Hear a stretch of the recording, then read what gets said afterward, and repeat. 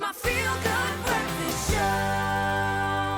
Welcome back to your Feel Good Breakfast Show, and I can't wait to get into this chat all around our favorite toys. Well, they say never forget your favorite toy. Of course. But what happens when toys have to compete with something that lights up, sends friend requests, and fits in your backpack? Come on, it presses the dopamine button. Ooh. Well, after 7 years away from cinemas, that in itself is amazing. Toy Story 5 is here. It brings the gang back together again for obviously a brand new adventure, but this time the toys find themselves asking a surprisingly big question. In a world of screens, is there still room for imagination? Oh my goodness, and I'm sure many parents are going, I'm asking the same thing. Exactly. We're finding out if there is still plenty of play left in the toy box, but before we even do that, let's take a look at the trailer. Bonnie, there's a package for you. Oh, thank you, thank you. Hi there, I'm Lilypad. Let's play. Oh, extinction! Not again! Bonnie, screen time's over now. Okay. What? Yeah, I got dibs on behind the dresser. Woody! Jesse, hello? Is it as bad out there for toys as they say it is? We're finding more abandoned toys each day. We're down! Tech's invaded our house, too. I'm losing Bonnie to this device. You got a friend in me. Woody! Came here as fast as I could. Why are you wearing a dress, Woody? If Bonnie needs help from someone at least from the same century. So long, toys. We're gonna need backup. No way. She's getting away, boss! Our mission on this planet is to make a child happy. Bonnie still needs us. Come on, Bullseye! Buzz, you stay here. I'm going with them. You don't think I can do it? No! Nice poncho. It's good to see them fighting again. It sure is. Iconic song. That made me emotional a little bit. That looks fantastic. Okay, joining us is Head of Content and Script Writer, Tarin Pinner. Tough job. Tough job. Watching movies. You've always got to have that laugh out loud moment, the guffaw. And I'm sorry, when the bald spot hit the light, That was so funny. So clearly there's some beautiful little nuggets, some Easter eggs for the parents. It looks like a Toy Story because there is the expectation, although Jessie now steps into a slightly more central role. So break it down for us. Where do we jump off the page, Jan? So it is very much Toy Story in the sense that it's about connection and it's about change and also that fear of being left behind, as we've seen throughout all the Toy Story films. But with this film, we meet Bonnie again, and she's a little bit older, and she's really struggling to make friends. So her parents introduced the smart tablet that you saw called Lilypad in an attempt to get her to connect with other friends, because all the friends now have tablets. And as soon as that tablet is introduced, the other toys feel replaced. Oh my They gosh. disappear. And I mean, I'm not a parent yet, but it does make me think, is this a modern day story?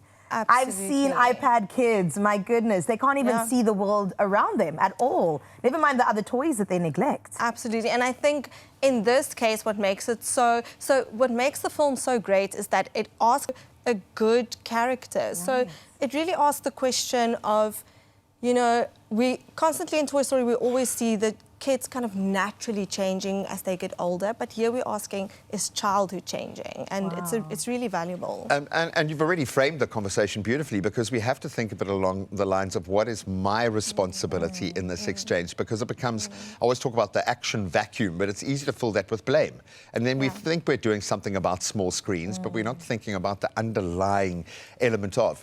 All that being said, this isn't a political piece. This, yes, it has an agenda, clearly, but it's still got to stand up as a brilliant piece of cinema. Now, just listening to that standard music, get the dramatic ramp up, but not lose it. So it feels like there's the best of what was, but an elevation, if you will. Yes, I think in many different ways. So I think firstly, they did a phenomenal job, and it was such a good choice to focus on Jessie because it's a character so kind of using the music and the visuals even to create Jessie's world is done in such a beautiful way. And I always say Toy Story is such a great way of making something that's plastic, essentially human. So they explore Really such come to human themes. I yeah. love that.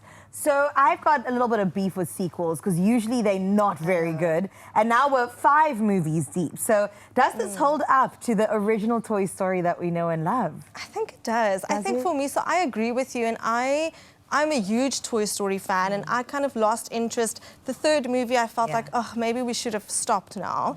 But I almost feel like your kids, you don't have to show them the 1st movie for them to enjoy this movie. It feels very almost standalone.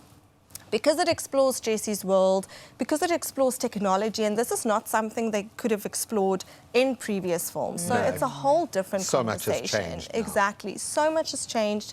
How kids interact with toys, how kids interact with their parents, with each other. And this film really explores that. So it gives it, the film has a very different voice. Similar, like fun adventure, but it feels different. It does feel like there's a bit more gravitas, word of the day, but still very much accessible. And Sporky gets a knife. Sporky's moving up in the world. Husband and knife. Yeah, I know. And Woody's an old man toy. I'm sorry, Woody. I know the vibe, bro. I know the... Conan O'Brien does Smarty Pants, this potty training toy. And he adds the wacky to it. And there are so many others. There's Atlas and Snappy. And what's also interesting about this film is they show kind of older, outdated devices like a camera and stuff like that we don't necessarily use anymore. And these devices work with the older toys. Yeah. So, you see. so many characters. I would say that you don't necessarily get the opportunity to spend as much time as you would want with every character because there are a lot of characters, so it does feel a bit full. But there are just set it up for number 6. They've just set it up for number 6. I love it, and I love what they said. Toys are for play, but the tablets for everything. Yes. And that's the reality we're facing today, right? And she's multilingual. I know. Espanol. I know, because we need a good, strong Spanish, Espanol in South Africa. It's amazing to me that as they do, their soft touch to carry such a big message, they just nail that. Absolutely brilliant. I'm sorry that we put you through that. It was like a terrible experience. But you should come back again. You're really good. Very much. Our content head doing an absolutely great job of reviewing Toy Story 5 out now in cinemas. Make sure that you book your tickets. We'll see you after the break. Only you can make